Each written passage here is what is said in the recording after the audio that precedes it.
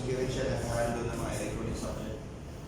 Ang dean kasi is only allowed to handle 12 unit subject. So, isang subject lang yun pag mataas yung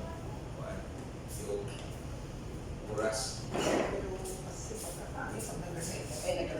Yun nga, pero nandito pa rin kami.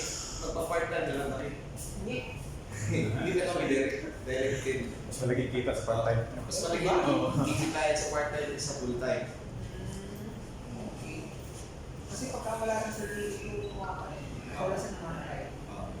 Kasi na-experience pa Alam na talaga namin na talaga magkakaproblema yung program ko really dahil isa yun sa mga requirements sa CBC.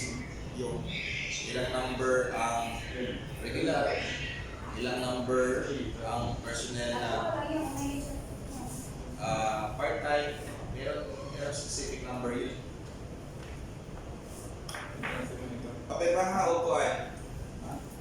Pero ito, amiga, hindi rin, hatan-hatanan. Yan, magkakaon na tayo yan, hindi pa. Nanala ko yung diwal to part-time. Ano, may work ka no? Malaki. Yeah. Oo nga naman.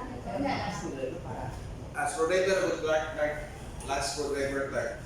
para ipakita ko na ito. Screwdriver. Training mo direct.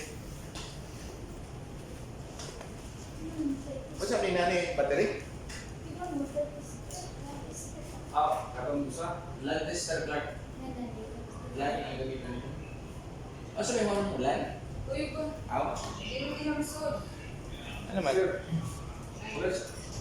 Asan dito screw na to?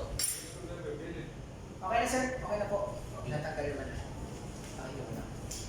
Para dapat tayo. Murag, kinahanglan na siguro ta, pre, kuhaan na lang ni pre. Ano ta? Sure ta?